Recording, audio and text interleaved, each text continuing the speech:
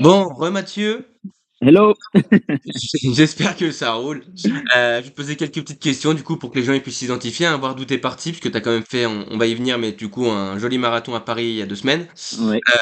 Donc voilà, est-ce que tu peux te présenter brièvement, nous dire quel était ton objectif, hein, ton besoin avant d'opter pour un suivi au sein du club Pacer, du coup avec moi. Alors moi c'est Mathieu, j'ai 28 ans et j'avais un objectif de courir un marathon. Alors au départ c'était juste courir un marathon et quelques temps après je me suis dit quitte à faire un marathon autant le faire à 200%. Et c'est là où je me suis approché et renseigné pour trouver un coach ou même un club et c'est à ce moment-là que j'ai trouvé Pacer et surtout Mathis. Voilà. Ok. Alors du coup, t'es resté combien de temps et est-ce que l'objectif a été atteint ou pas au final? Donc j'ai pris contact avec Mathis début septembre pour donc, le marathon qui était il y a 10 jours, le 13 avril. Et donc ça m'a pris en gros j'ai fait 6 mois de run et pur et dur, et dont 4 mois de prépa marathon.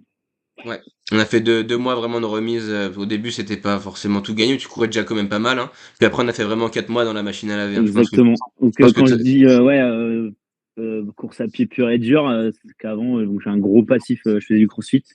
Donc c'est juste de la haute intensité sur à court terme, on va dire. Aucune expérience d'endurance et c'est pour ça que j'avais besoin de conseils. ouais, mais bon, t'avais quand même une bonne base, une bonne base.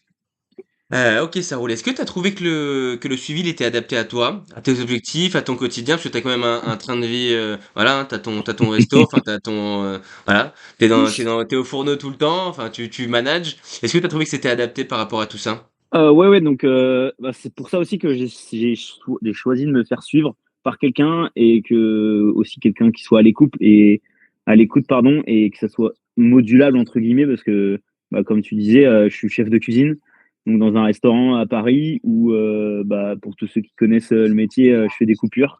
Donc je cherche pas à me faire gratifier ou quoi que ce soit, mais bon, je fais 7h30, 14h30, 17h, 22h30 tous les jours. Donc je bosse de 10h à 12h par jour, on va dire de présentiel. Et ensuite, bah, j'ai du boulot chez moi, je passe les commandes, les fournisseurs, etc. etc. Donc c'est vraiment, il fallait vraiment que je cherche un suivi pour que ça soit à la fois modulable, donc bah, courir l'après-midi, euh, où j'ai posé enfin j'ai pas posé mes conditions, mais je lui ai expliqué toutes mes problématiques à Mathis au début en disant bah moi je bosse comme ça, comme ça, comme ça. Attention parce que j'ai beaucoup de fatigue, je bosse énormément, je dors peu. Et les seuls jours où je peux faire des sorties longues, donc 2 heures ou plus, c'est le samedi matin, le dimanche ou le lundi. Donc c'est vraiment, il fallait quelque chose qui soit modulable et au final on a réussi à s'entendre, ça a roulé tout de suite parce que lui il a su tout de suite s'adapter et au final ça a matché direct.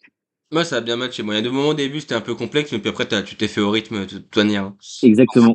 Bon, petit coup de pub, le petit resto, il est où? Elle meurt, il se trouve où? Donc ouais, je suis chef de cuisine, restaurant Elmer, donc à Paris dans le troisième, juste en dessous de République. Voilà, c'est un petit restaurant traditionnel où on travaille tout au feu de bois pour le petit cul de poule, pardon. Donc hyper cool, on est une petite équipe, c'est très tradi, très famille. Et je suis pas Voilà, encore passé, la honte. J'y viens, j'y viens. avec plaisir. Bon, du coup, quels sont les principaux bénéfices que tu as tirés de tout ça, hein, que ce soit sur le plan physique, mental, même dans ta pratique surtout, et surtout dans ta pratique, hein, toi, tu as sûrement surtout besoin de ça. Qu'est-ce que tu en as tiré de ce suivi, et surtout de cette expérience, de toute cette prépa? Bah, énormément de connaissances à la fois sur moi, sur mon physique, ce qui est possible de faire et surtout, bah, tout le monde peut le faire. Clairement, moi, c'est ce que je disais à Mathis au début. Je suis petit, mais j'ai un gros gabarit. J'ai plus un physique de rugbyman que d'athlète de marathonien. Et au final, bah, j'ai plus que pété mon objectif parce que c'était 11h15. ouais, exactement. Je lui disais bah écoute, j'aimerais bien faire 3:30 aux alentours de 3:30 et au final il m'a dit tu vas le rentrer en 3:15, ça va le faire et ça l'a fait. Donc c'est à la portée de tous, c'est accessible. Franchement, c'est ce qu'on disait, c'est juste une question de motivation. Si tu as l'envie et si tu as envie de t'investir à fond, franchement fonce et au final c'est que du plaisir. Ouais, ça roule.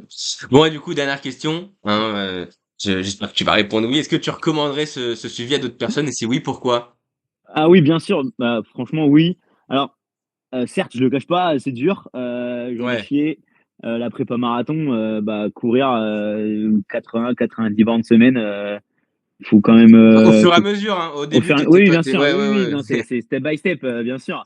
On va pas courir 80 bornes, la première semaine, mais c'est sûr que en plein milieu de la prépa, surtout pour un marathon à Paris, l'hiver, bah, il faut le faire. C'est Ouais, c'est pas, clair. ça sort pas de nulle part, mais en tout cas, c'est une équipe qui est à l'écoute, qui est, plein de conseils. En plus, on est en contact avec la team complète, avec tous les athlètes, on discute tous ensemble et on se partage tous des avis, des conseils, des trucs et astuces. Donc franchement, à l'écoute. Dès qu'il y a un pépin, j'envoie un message à Mathis, j'ai mal là, j'ai mal ici. Tiens, j'ai senti une petite gêne. Mathis, il disait, bah écoute, on va ralentir. On réagissait directement pour les entraînements du suite parce que bah pour une prépa marathon où on court 6 jours sur 7, presque, ou limite 7 sur 7, ben, il faut s'écouter et je pense, courir c'est bien, mais s'écouter et faire ça intelligemment, c'est mieux. Donc c'est ça qui était hyper cool avec Mathis, c'est que dès qu'on avait un souci, on l'appelait. Tiens, j'ai ça, je me suis senti comme ça va pas, j'ai une petite gêne, j'ai une petite douleur. Bah, j'ai pas réussi à faire ma séance parce que la fatigue, etc., etc.